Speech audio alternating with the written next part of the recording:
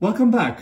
Today we are going to explore the Allegro from the last movement of the Sonata in E major, Opus 2, by Dovenge. Dovenge was a violinist, composer, and head of the opera in Paris about 200 years ago. So this music really takes us back all the way to Paris in 18th century. But in this music you can see that he marries both the French style with the Italian style, with all the ornaments and many more things that we're going to talk about in a minute. Let's listen to it first, and then we're going to explore how to work on it to get it to a really good standard. Hope you enjoy it.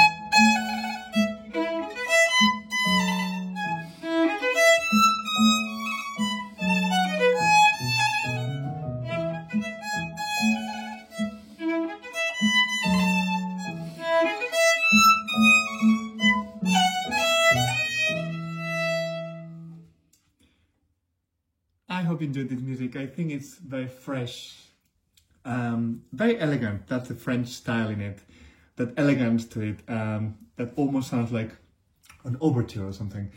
But at the same time you have all these fresh ornaments over and over, which is very Italian.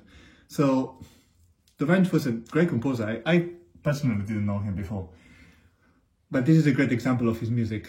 And I invite you to go and listen to his operas because they're also very beautiful. Okay, so there's a few things to work on. The first thing is talk about ornaments. in the edition on the grade 8, we have some suggestions like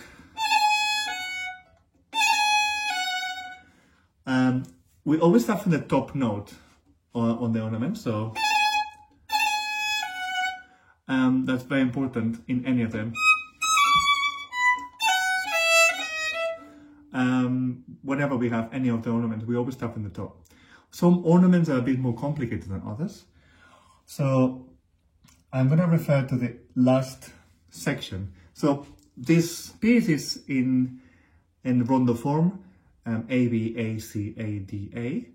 So we're going to go to the D, to the last section that is different. So it's bar 113.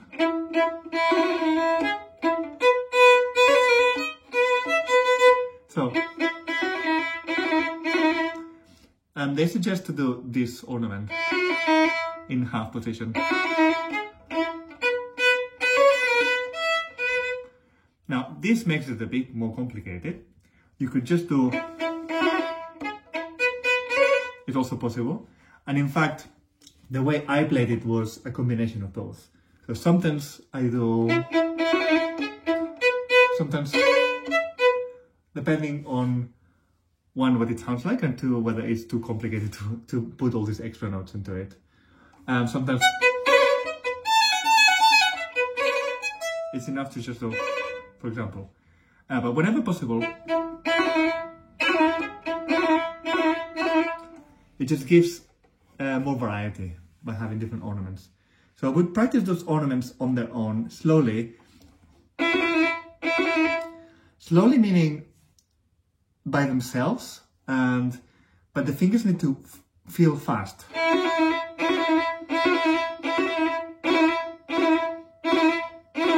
Because when we play it, it's going to be fast, and the fingers need to be able to hit the string fast and lift the string really fast. Otherwise, it doesn't work as an ornament. So with that in mind, I like to go through some of the sections that are a bit tricky intonation-wise, because that's probably the first thing to work on.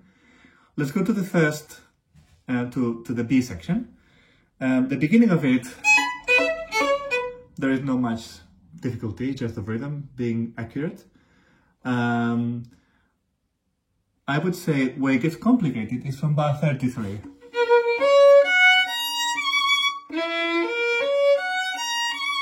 It's the same thing twice, it's just with an extra note. So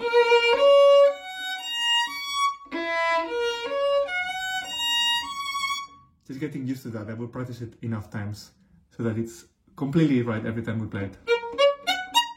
And then the next thing is the bowing. When it comes to those daggers, those vertical lines, they need to be not just off the string, but actively off the string. So if it's possible, we use the fingers.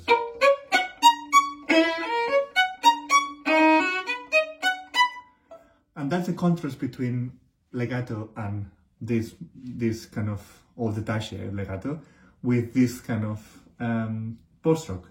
So we have, for example, before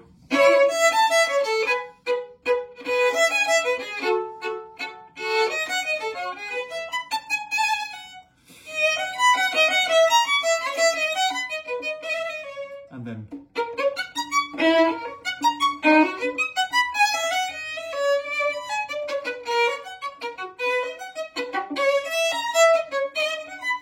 so that's what we need. We need to really develop that post stroke.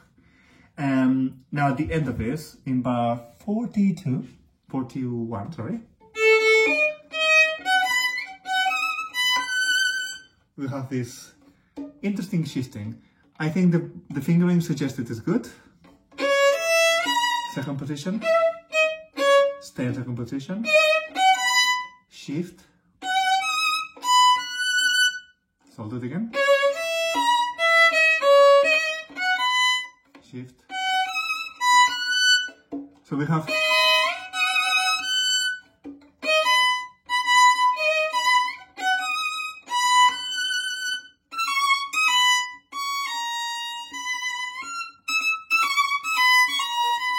again, we stay in position. Low 1 and 2. Back to normal. Let's go to the second section. Just very quickly, this is in G sharp minor. No, I mean, yeah, G sharp minor.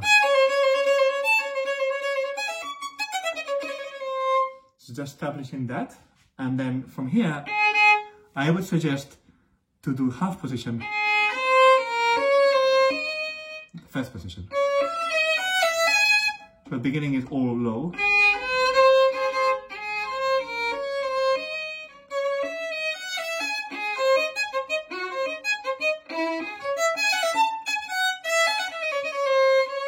Just be very careful with those extra sharps. And then we have some double sharps as well.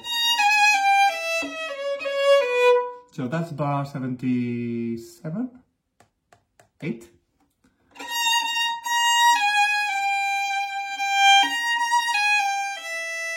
If you do an E, you make sure that that note is a listen tune.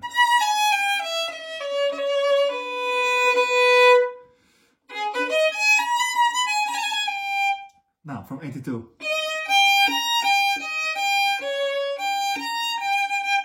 That first finger is like a G. So it's going to be quite small here. And then back to normal. Now it feels big. Third position. I know it doesn't look like third position, but that's a G. F double sharp, G. Then we go down to second position with an F natural or E sharp. All very small. You can see the fingers. And then first half position. First position. Sorry. So I'll just do it again. Third position. Second. Half. First.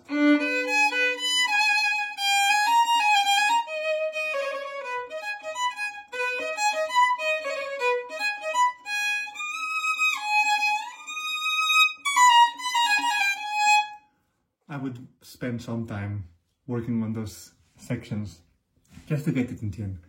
And then the last one is mostly, like we said about the ornaments. But just to help the ornament with the right hand, keep it very short. And a little bit of an accent.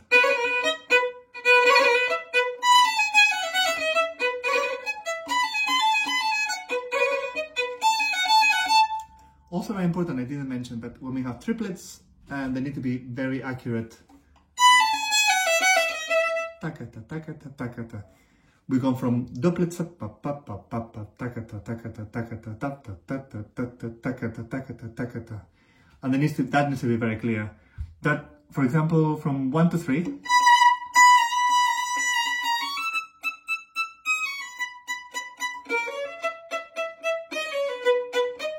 We have the duplets being with the daggers, and then the triplets but that are slurred. So both rhythm and articulation need to be clear.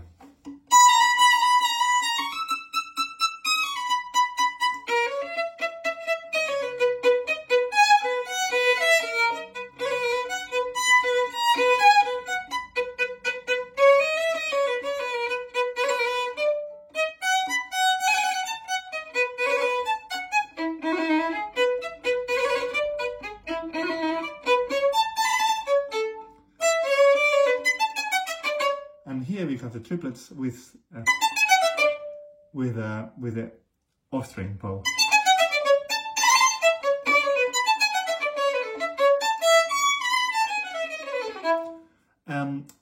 To work on this piece, just choose one section and work on it on its own.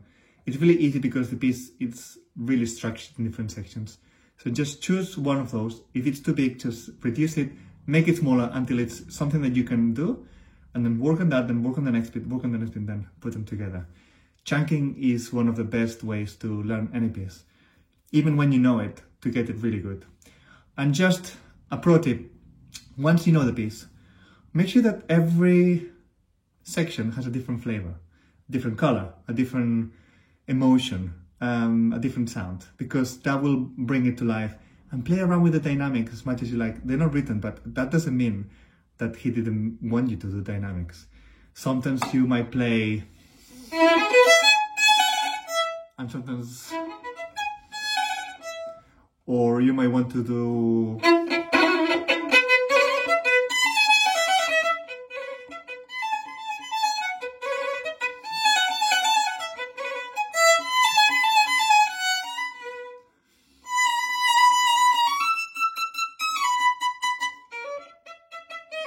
be creative, try new ways, try different ways. Don't try just one way, try many ways, and then choose which ones works better. And sometimes you choose one, sometimes you choose another one, and that's okay. Music needs to be live, needs to be alive and lively. So we need all of that in this music. Enjoy, and please let me know if there's anything else that you're struggling with this piece or any other piece, and I'll try to help you. Enjoy!